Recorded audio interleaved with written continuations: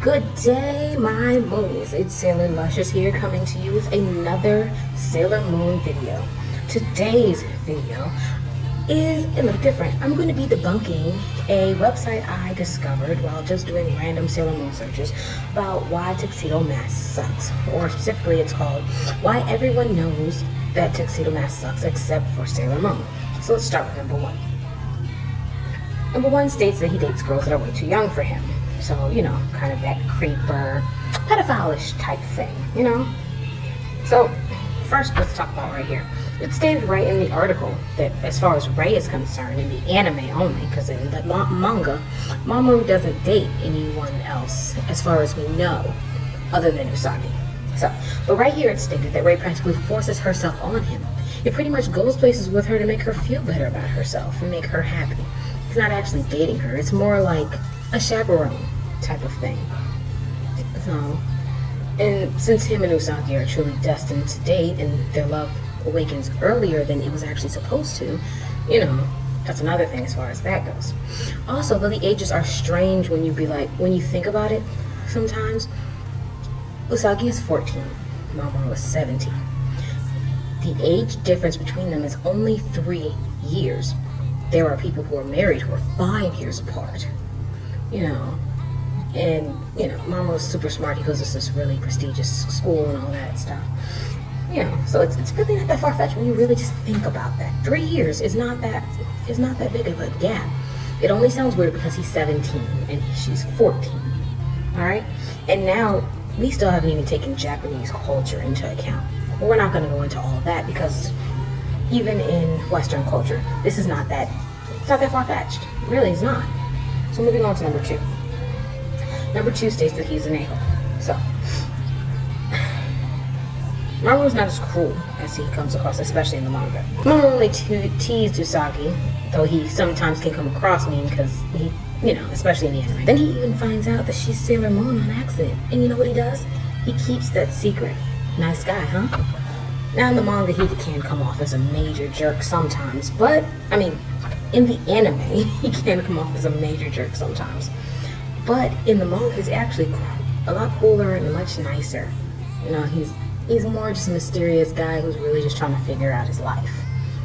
He's not really cruel. And I think that number 4 is actually going to be part of this, but since it's a different number, I'm going to just wait until then to tackle this. Number 3 is that he is a lousy fighter here. So we see that he says he's a lousy fighter, blah blah. This, you know, the whole paragraph, just like with the other ones talking about stuff. Okay, in the anime it does come across this way, but Tuxedo Mask is a better fighter than you think and has more abilities than just throwing roses. Alright, he actually possesses the power of psychometry as well as healing abilities. You know, his smoking bomber attack is also kind of useful. It's more defensive, kind of like Mercury's bubble nests and stuff, but you know, it's still a pretty cool attack. Something we also have to take account is Tuxedo Mask actually suffers from some pretty interesting self-esteem issues as far as whether he's helpful or not. So, you know, he actually possesses all this power, but he's not sure how to unlock it and use it. So in the beginning, he's just like, I don't know if I can help. I'm supposed to protect this woman whom I love, and she has all this power, and I feel like I don't. And it's like, hey, dude, you've got so much power. Use it. You can do this. Come on. So, yeah. So number 4 is that he's terrible moral support. Him telling her not to cry in the middle of a fight is kind of trying to save her life. Most people don't cry in the middle of a fight. If you saw someone in real life fighting and they started crying, are you going to sit there and be like, yeah, that's the way to do it? No, you're going to be like, hey, no, don't cry. Look. Any normal person would think, okay, enemies are attacking and they may kill you. And yes, crying helps in this instance. But who would have known that? Even she didn't know that. So, I mean, it's not him being a jerk. It's him trying to be like, look, don't cry. It's not time to cry right now. It's time to pick yourself up, get yourself together, and get back into the fight. And yeah, of course, we know this is useful in this instance. But notice that this is really an attack to use again because it's actually a very dangerous attack to use. So he was still right in telling her not to cry because this is an attack she should really be using very often because it's too strong. You know? So, source material, people. Source material. Alright, we move on to number 5. It talks about how he dresses like the 90s threw up on him. Look, Look. I get it. Even though I kind of dig some of his outfits in the anime, I do. Having a horrible fashion sense doesn't mean that you suck. Your clothing just sucks. And also, that's only in the anime. In the manga, he dresses much differently than he does in the anime, so there's that. Number 6, he is a huge liability. Yes, the series does focus on our female heroines, and Tuxedo Mask is our damsel in distress. Yes, he gets kidnapped quite a bit to get to Sailor Moon. So I don't have much else for that one other than his low self-esteem issues. But if we think back, and I will link it in the video. Think back to my theories video about why he's so susceptible to mind control. Like, if that theory is true, like, it's not even his fault. And it doesn't make him suck. And in the long run, it usually helps because he somehow overcomes it. It's like he drags himself out from this dark place, right? And he overcomes it, and in the end, he ends up being helpful. Yeah. So number 7, evil. Not entirely wrong on that one. So, I'm gonna move along. Number 8, we talk about the sabotage. Let's talk about the sabotage. Okay, in the end, this one depends. In the anime, yeah. This is so annoying. Why are you trying to test your own love when you already know that you get married and have kids? Now, let me say this. I get it from a certain point of view. You're trying to, it's not as much a test of commitment as resolve, And yeah, it's dumb not to tell Usagi. It's really dumb. And so I don't have a lot as far as that. But in the manga, this breakup stuff is not a thing. It's not a thing. So it's one of those things that the anime kind of screwed up on, making him worse than he actually is. So, it's not. Let's move on to number 9, though, because... Oh, number 9. His relationship with Chibiusa. Okay. How does Chibiusa's possible mental issue, which I don't think is what the author thinks it is, make him horrible? She's a kid, and I'm gonna tackle Chibiusa in another video at some point in time. I'm just really trying to figure out how to do it.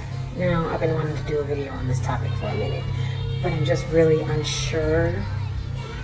So I'm very briefly, I'll touch on it here. So she's a kid, and Mamoru doesn't see her as being flirty, but needy, and he's spoiling her just like he does in the future. That's his daughter. He spoils her. Dads spoil their daughters. It's a thing that happens, and sometimes it has negative repercussions. Sometimes it doesn't. Then the panel in the manga they show here is taken all out of context in a sense when you really think about it. Like, yes, that's Chibiusa is Dark Lady, the Black Lady, kissing him, but he is, as usual, brainwashed, which we mentioned the brainwashing back in 6, and I think I remember them mentioning that Chibiusa kidnapped him and brainwashed him too. So he's not willingly letting this kiss happen. It's not like he's horrible and saying, oh yeah, let me kiss this hot, dark, black lady right here, I know she's really a little kid, even though she's technically not when you think of her age, and I also know she's my daughter, but let me kiss her. No, he's in mind control. So that has nothing to do with how horrible he is. If anything, that has to do with how horrible Chibiusa would be. And I still don't think Chibiusa's that horrible. Also, future King Indian did not know she'd be like this. He didn't know this was going to happen. That's something else I'm going to have to talk on in another video, because a lot of people are always like, well, how didn't they know, and how did they still let this happen? I'm going to have to tackle that in another video as well. Number 10, the tuxedo thing here. He's not wearing a tuxedo. He's wearing the dinner suit. Okay, look. And are the Sailor Senshi sailors? They're not sailors. pop out and say, they're not sailors. Who cares? Who cares? Like, I don't really, that one just really, okay. That's where we want to end it, on that of all things. But that's cool, I guess. So, yeah. That one's just, to me, just, okay, whatever. So, this was all in good fun. I hope nobody's taking offense to this or anything. It was all in good fun, really. Whoever wrote that, I thought the article was actually pretty cool. It was kind of funny, you know. But I just think they're kind of wrong. I mean, let's all be honest. We all know that Tuxedo Mask in the anime is just kind of sad and crap. It's just a case. Nothing we can do about it. So that was my debunking video. If you enjoyed this video, please help me out by leaving a thumbs up below. If you haven't already, please subscribe to my channel to stay up to date with Sailor Moon related topics from news, explanations, and theories. If you think of a topic you'd like me to cover, please leave it in the comment section below. Thank you for watching, as I greatly appreciate your viewership. And as always, in the name of the moon, please, please, do have a great day.